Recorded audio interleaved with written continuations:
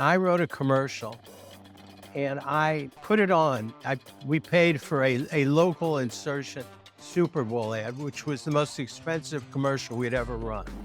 And it was basically saying, you're an asshole, pardon the expression. Welcome to Hot Docket, the show where we talk about winning marketing strategies that have built the most successful law firms. Join us every 2 weeks for the latest trends and tactics to grow your law firm. Hey, everybody, and welcome to the Hot Docket podcast.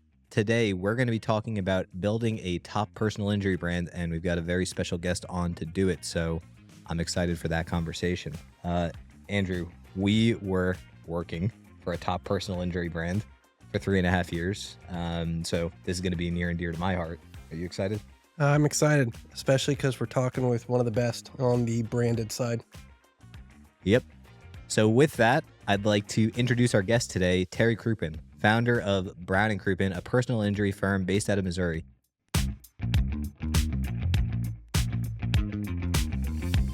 Thanks for joining us today, Terry. My pleasure. And you've got me excited, so I'm excited to talk to you guys. Let's ride it. And I also know you mentioned, what did you say, shitty Mona Lisa at the start of this? Where do I look? Where should I be looking? Right there. Okay. I can't take my eyes off myself. Like a really shitty Mona Lisa, Yeah, I mean, it's as you get older, you lower your expectations. So. All right, good for us. So the theme today is building a personal injury brand through branding. And we want us to kind of have you walk us through the background of you as an attorney and when you started Brown Crouppen. Just give us a little bit of a history about the firm.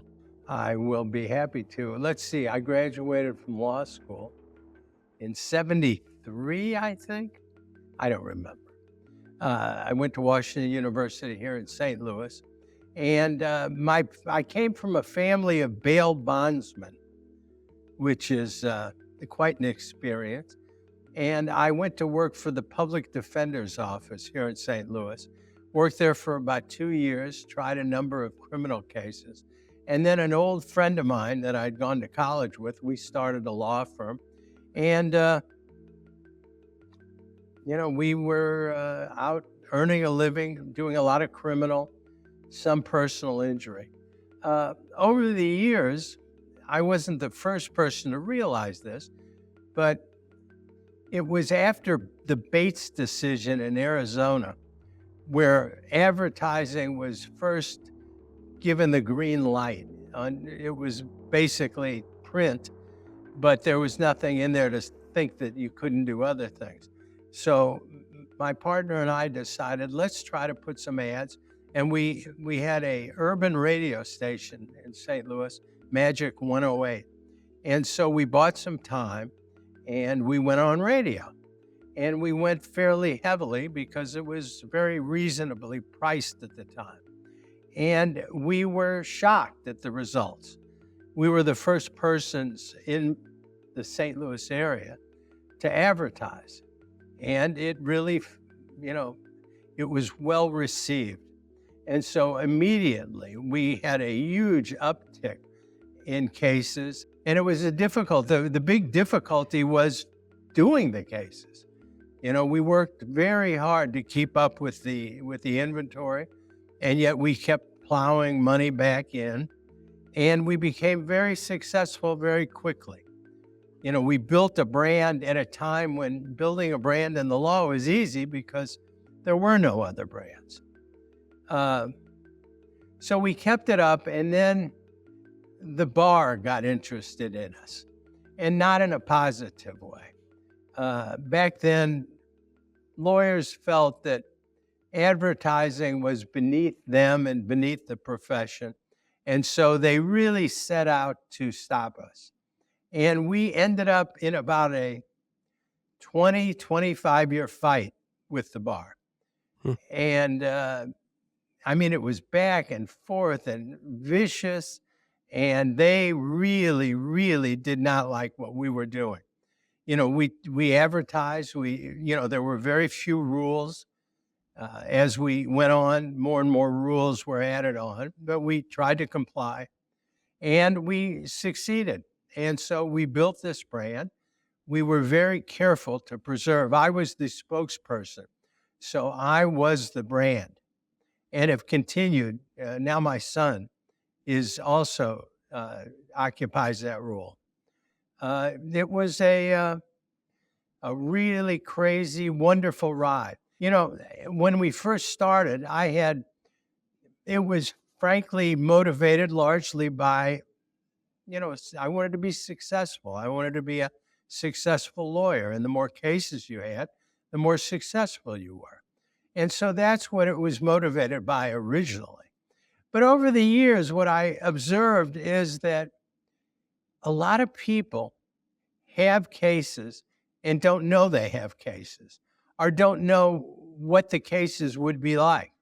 And we realized that we were doing an actual service to the community. And over the years, I realized it was an important service and helped a lot of people that would have never gotten fair compensation for the wrong that was done to them if a lawyer hadn't have been involved.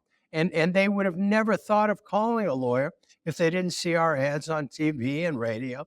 After we were on radio for some time, we switched to television and stayed on radio. And so we got the additional benefit of not only economically thriving, but we were doing something good for people. And that made it just a wonderful career. I have no regrets. It's been a wonderful career. We've helped tens of thousands of people get fair compensation for something that should never have happened to them. So I've had a career of doing good and doing good for my family and myself. Yeah, well, let me tell you, Terry, I am very jealous of you specifically.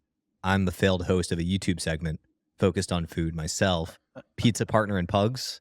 And I'd be lying if I said I wasn't jealous of three lawyers eating sandwiches. Walk me through that. How do you guys land on the idea, and how's it been running with it? Well, I can't take much of the credit for it. At my age, being an internet pioneer was not in the cards for me. But my son Andy and Ed Herman, one of our partners, well, our other partner, they are far younger, and so they are much attuned to the internet and online things, and they thought this would be something that we noticed that when we went to lunch before the pandemic, we would eat lunch together every day, the three of us. And we developed a very enjoyable and I think objectively a very nice ability to discuss just about anything in an interesting way. It was interesting conversation. When the three of us got together, time just flew. It was one of those things where you didn't have to like search desperately for what to talk about. And everybody in the group, Andy, myself, and Ed, we had often very different opinions, and we were eating at the same time. So when we were looking for new avenues to advertise, because as you may or may not know, we were maybe the first to start in this area. We were not the first forever. There's a lot of competition now. And so you always look for new ways to get your message out. And so now through the internet, that was the latest way.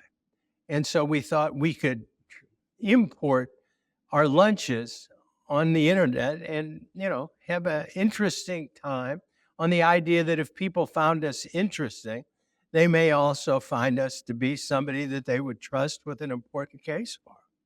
And so that's how we started. Yeah, I could tell you that Ed Herman taught me how to mix cereals and all that sort of stuff. It's pretty hilarious. And he is a strange, strange man. He has a ability to micro focus on the oddest places And yes, he knows every nuance that you can imagine when it comes to breakfast cereal. So that You know, he's not going to be taken to Washington for it, but it makes for an amusing 20 minutes. that kind of opens up into my next question, which is different brands give off different emotions. If you had to think of what emotion Brown and Crouppen gives off, what would you think? When I think of Brown and Crouppen, I think I like those guys. I think authentic. That is kind of what I feel, but I'm curious your perspective on that. I think we're trying to be who we are, which is we're real people. We're not pretentious people. We're not arrogant people. We're just people that, happen to go to law school and happen to be very good at what we do. But in terms of the people we are, I think we're sort of an old fashioned, ethical things, character, integrity, honesty. Those things mean a lot to us. And we exhibit them in our personal lives, and they mean something to us. We recently had a discussion about lawyers who want to put a defendant on the stand to say he didn't do it, and then purposely never ask the client if he did it or not, so they could put him on even if he did it, because they didn't know it. And they didn't know it because they didn't want to know it, so they shielded themselves. And we had a very long discussion about that. I don't know that a lot of other law firms have those kind of discussions, but we really talked about it because my position is I think that's fairly dishonest. You're circumventing the rule on purpose. And so, we try to do things the right way. We work hard, got a lot of smart people. We have over 250 people working with us now. And we practice basically in 3 states. We do mass torts all over the country. And, we're old fashioned in that, we're honesty, integrity, and, we'd like to think we have a great deal of honor.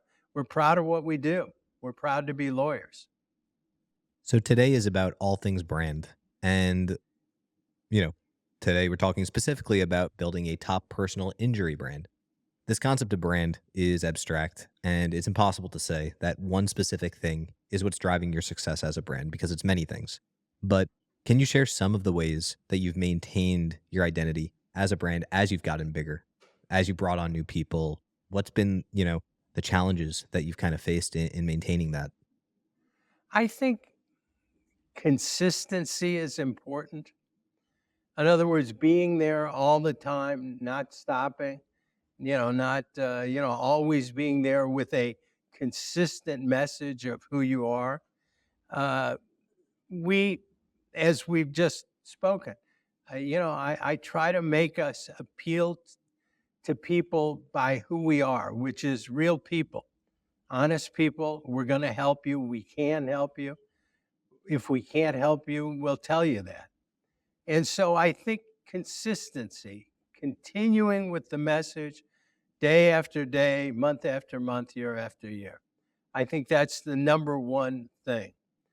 And I like to believe that people, when they see you enough on TV or hear you enough on radio, I think they can get a sense of who you are.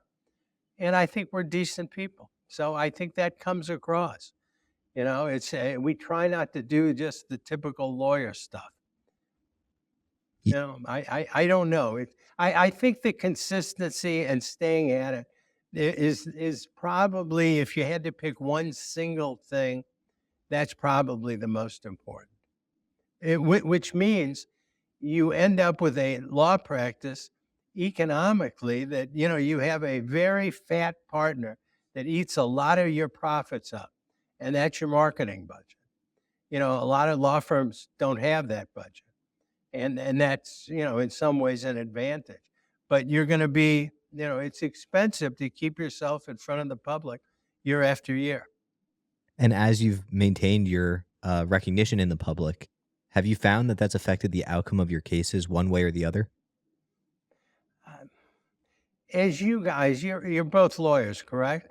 I no. Yeah. No, no, I thought you were. Okay, never mind. Well, let me tell you something about lawyers. We often don't know. It's very hard to tell exactly what you're doing that's working so well. When people call us, we ask them, where did they hear about us? But we've been advertising for almost 50 years. We've been every place all the time. So it's very hard to say specifically what caused that client to come to us. It's a, it's just a gumbo or a million contacts. And so a lot of this is just coming at people in many different ways with a consistent message and then letting people make up their own mind. We have a fickle market. In other words, I've had people that we've represented several times very successfully, and you'll see them and they'll say, "Oh, I had a case and I went to another lawyer." And I'll say, "Oh, well, that's odd. I thought you were happy." "Oh, we were happy. But my cousin's brother said, use his lawyer." Oftentimes the branding we do leads to great recognition, but it doesn't always, it's not a lock. There's certain brands like Apple. My son would not get any other phone but an iPhone, no matter what. If you gave him a phone, he wouldn't take it. Only an iPhone. I think Rolex has it, Mercedes-Benz. There's a number of brands that are not only well known, but very strong. I call it brand strength. And that's what I think we always aspire to make our brand a strong one. So if you know us, you're going to want us no matter what. What one interesting thing, Terry, is when we did like polling in a bunch of different areas, if you asked people if they could name a single law firm in most areas in the US, it was something around 50% of people could not name a single firm. And if you look, there's what is it, like $4 or $6 billion spent a year on legal advertising, most of it being personal injury. And most people can't name a single law firm brand. So, And we don't know why that is. Our speculation is that people don't pay attention to lawyer ads unless they need a lawyer. And so they're not really giving us. That's why you'll see a lot of lawyer ads, they use humor. They do anything to keep your attention and keep you focused. Because if you don't need a lawyer, it doesn't mean much. And if it doesn't mean much, you don't pay attention. You don't pay attention, you don't remember. yeah, I think that like memorable aspect of a television or radio ad is very important. It really is. When you may not know this, but there used to be a football team, the St. Louis Rams. We got them from Los Angeles when they left, and then we lost them back to Los Angeles when they built a new stadium. Uh, that really upset me. I was a big Rams fan. Kurt Warner? And yeah, oh yeah, we went to all the games, went to the Super Bowl twice. And when Mr. Kroenke took the team back to Los Angeles after we had been great fans. We supported him when he had let the team go down and down. I mean, it was just terrible. And he took them back. And so I decided that I was very angry. And I wrote a commercial and I put it on. We paid for a local insertion Super Bowl ad, which was the most expensive commercial we'd ever run. And it was basically saying, you're an asshole, pardon the expression. And we bought your stinking beer and your overpriced hot dogs, and now you leave us and you got $10 billion. And what do you need more money for? And I was angry. And it received the greatest attention and Yeah, I mean, I would go places and people would stand up and clap for me here in St. Louis. I mean, I was, really, I was known because I'd been on television for a long time, but this was like nothing I'd ever experienced. We got close to 1 million, views, and this is like 10 years ago, whatever it was. I mean, it's a long time ago. That was a lot of views. And it was just, it was another way. And that's what I think our brand is. We're not just people that come from out of town to make money off people in St. Louis and Kansas City and in Kansas and mid Missouri. We live here. This town means something to us. The people in this town mean something to us. And the ads like that, nobody now a couple other law firms have run them after we ran them. But I think, people saw that we weren't kidding. We're from St. Louis. We're from Kansas City. It means something. The people there are good people. They deserve better. And we try to get it for You can't fake authentic. them. You can, but it's hard. No. I'm sure you can. I'm reminded of somebody said that one of the candidates for president, Mr. Trump, is very good at faking authentic. So I think you can do it, but I can't do it. So, what do you think your firm does better than anyone else? And what do you think is driving that success? We pay attention to details. A lot of law firms, lawyers for a long time, when I first went into the practice, there was a certain arrogance among lawyers. You know, they, uh, they were professionals, which is important, but there was a certain arrogance, I'm doing you a favor by being your lawyer. So if I don't call you back, or if I don't answer your questions completely, or I don't treat you right, you better take it because I'm a lawyer and you're lucky to have me. And if you give me any back talk, I'll get rid of you. I mean, that was kind of an attitude that was, you know, way too common. And so it's really simple. We just treat people like we would want to be treated. We understand. I've called doctor's offices and, waiting for a phone call because it was about something important and didn't get that call. And I felt bad, left me with a bad taste in my mouth. We understand that kind of stuff. And we understand that we represent human beings who have feelings and have lives, and that this case may well be the most important thing they got in their whole life right now. This is their lifeline to getting their life to put back together. And so we pay a great deal of attention. Our client service, which I've always believed, a person coming to a lawyer, most likely, oftentimes for the first time, they don't know what to expect. They don't know what they're entitled to. They don't know how good or bad their settlement is, for the most part, but they sure know how they were treated. And so we go way, way out of our way with training and insistence on excellence when it comes to client service and being empathetic and caring and doing the job promptly. And when we say we'll call you tomorrow, we call them tomorrow. When we say, it'll be 2 days, it's 2 days, and it's 2 days for a good reason. So, I mean, it's not hard. It's very simple. We treat people the way we would want to be treated if we had something terrible happen to them. A lawyer who does personal injury has to understand that they're very much like an emergency room in a hospital. People that come to us are dealing with real trauma, something bad has happened to them, and they're in trouble. And we treat it that way. We treat it with the seriousness that it demands and it deserves.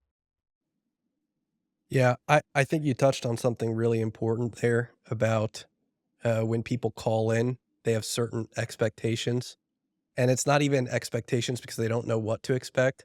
It's just that they're very often disappointed. So, one area that we see firms fail at pretty consistently, whether they're a solo or a large firm, is the intake. It's a Yeah. super simple process, but you'll see large successful firms not picking up 10 to 15% of their phone calls that come in.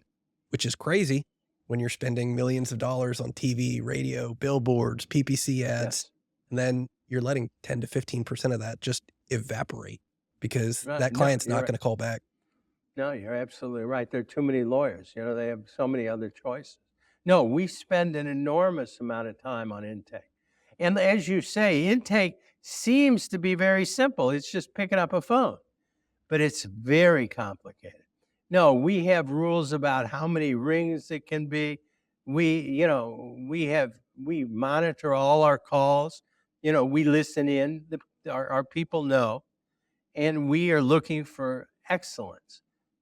Empathy, professionalism, kindness, uh, and you're right. It's the first step in creating a relationship with somebody who needs help, and it's a step that's filled with opportunities for failure. And you have to be a real experienced professional to handle it the right way. And we spend a lot of money and time in training people, to bring that excellence to the job. But it's not easy and it's not simple. It just kind of seems like it should be, Yeah. but it isn't. When the measurement is something like abandoned calls, you think it's simple that you just need to pick up the phone. But it's hard when you're getting hundreds or thousands of phone calls a day It is. to properly expect the amount of demand where your demand It might be is. higher on Monday than it is on Tuesday, Wednesday, and Thursday. Do you overstaff just to take advantage of Monday, or do you use a vendor to, kind of work that overflow? All of that's pretty complicated when it gets down to it for a simple thing like picking up the phone. Yeah, it can be. It's a real haven for short-sightedness. You know what I mean? You can make a lot of foolish decisions on the idea that you just haven't given it the thought. But you're absolutely right. I think today, for most big successful law firms that deal with heavy, I don't know if personal injury creates more phone contacts. But whatever it is, most personal injury firms that I know, and I know quite a few, I mean, that's one of the areas people are really starting to pay attention to and to focus. Now, we've done it for a long time, but a lot of law firms are just getting into it. But it's very important. It's just common courtesy. It's somebody's asking you for help. Are you going to say, go to hell? Or I'm too busy? Or wait a second? Are you going to say, oh my God, you've got a serious problem. Let me rush and help you. I mean, that's the two options, and we've chosen the latter. So at the beginning, you mentioned that even when you first started the firm, you started with criminal cases and then you expanded to bringing in personal injury. And now you're taking cases like mass tort cases nationally. Are there any cases that you'd want to shine a light on for maybe other attorneys to send you referrals for, or maybe there's something new that you think is particularly egregious and you just want more lawyers to hear about it? I know that there's, and again, I'm not probably the best one to handle this in terms of what cases we're looking for currently.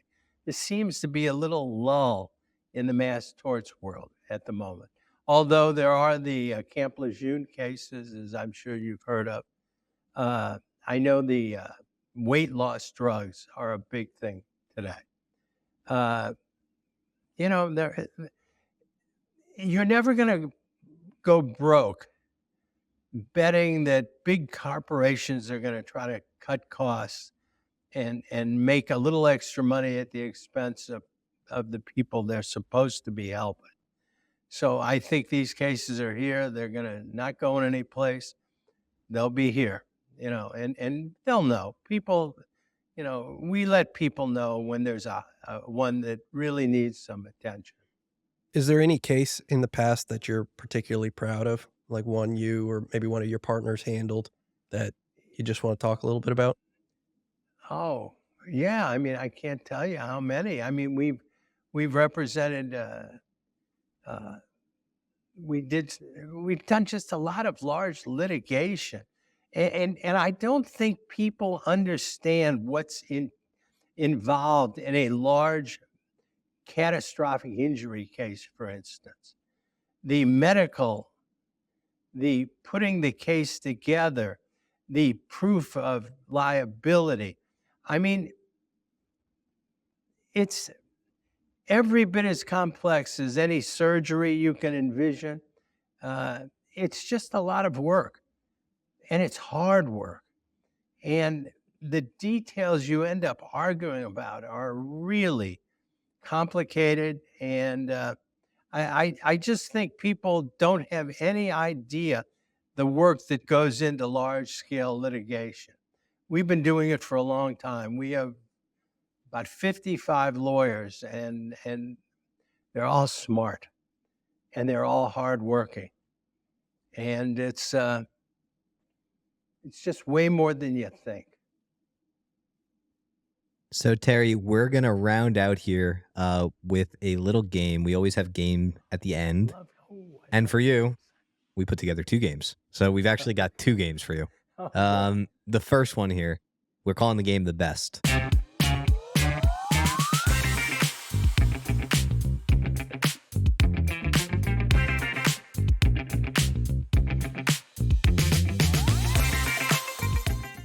So I've seen your videos. I trust your taste in food without a doubt, but I wanted to know more about the man knows the food, but I wanted to know more about what a tastemaker like yourself thinks about other things too. So we've got 5 questions here. The first one is probably going to be the most up the middle. So number 1, the best sandwich I've ever had was Adriana's roast beef, Italian beef sandwich. Adriana's is a place in St. Louis. I live actually close to there. There's an area here called the Hill where the Italian immigrants came to settle. So it's as a matter of fact, my wife grew up here. She's Italian. Adriana's on the Hill. Wonderful people. The sandwiches are incredible. It's a roast beef sandwich with peppers and great bread. Yum. Good sandwich. Yeah, Excellent. you'd like it. All right. The best case I've ever handled was? Oh my goodness. Well, me personally, what was his name? I can't mention his name, but it was the first trial I ever had, and I was very excited. I was a public defender, and this is in early 70s, and it was a armed robbery, and he told me he didn't do it, and I asked him, and he didn't, and like a 2 or 3 day trial, and we won. And he was so happy. And I was so happy. So I think in terms of being in a courtroom and actually, I don't think people that have never done it can appreciate the demands of trying a case when somebody's future is at stake. I mean, this guy would have gotten, back then, they were rough on people. This was an armed robbery case. And he would have gone to jail for most of the rest of his life. And he didn't do it. And the pressure was intense because his life was in my hands, really. And I won. And it was the greatest thrill I've ever had personally in law. You know, you just really felt good about yourself. You really had done something and done something good and something important. So that was probably the greatest thrill I ever had. hard to beat that best. Number 3, the best place I ever visited was the second garden in Ravello in the Amalfi Coast in Italy, which is heaven. It's like if you've ever been to Big Sur, it's a mountainous, where the hills come with big cliffs leading down to the sea in the Amalfi Coast. And there is a town called Ravello, just a beautiful old medieval town. And there are 2 gardens. And most people go to the first garden, which is spectacular. But if you keep going to the second garden, it's heaven. It's this amazing, beautiful, you walk out on this terrace, you're about 1,500 feet above the ocean, and it's just spectacular. If you're ever in the Amalfi Coast, if you ever go there, go to Ravello and go to the second garden. Don't stop. It's a good lesson about Go all life. the way down. Yeah, we're putting it in the show notes. We'll put them there. And then it's going to get crowded and not be the best. But for now.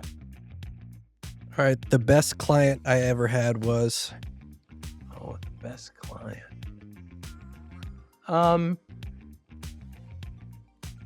Yeah, I mean, we've had so many good ones. I'm thinking of a woman with her children, and we got her a really good verdict. I mean, some life-changing money. And she was so sweet about it. You know, she wasn't arrogant. She wasn't mad at anybody. She was just grateful.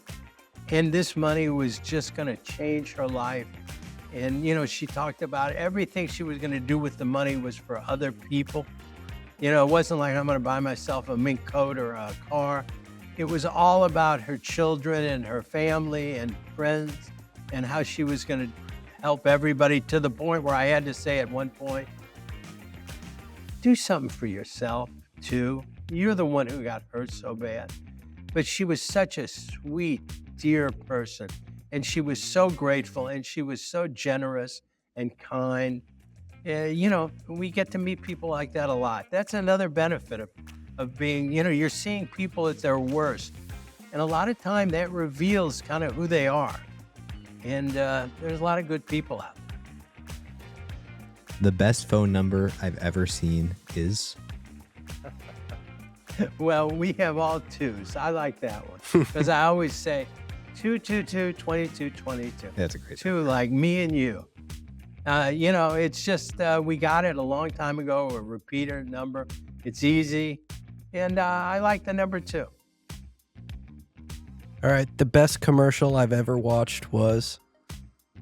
Well, I have to just be a little arrogant. My own commercials, I wrote most of them. There was one we did where the theme was basically, you're not a lawyer. Don't try to do something that a lawyer would do.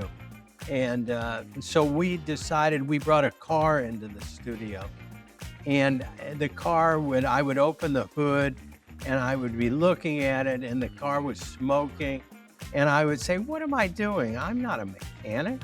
You know, I need to get a mechanic. And so if you get hurt, don't try to do it yourself. Get a lawyer. And we had to do it. You know, the smoke would come out at the wrong time, or you'd do the whole commercial and then there would be no smoke. Sometimes the smoke was so terrible that you'd have to leave this. It was just a monster project, you know, at a time when we didn't have the budget to really do it right.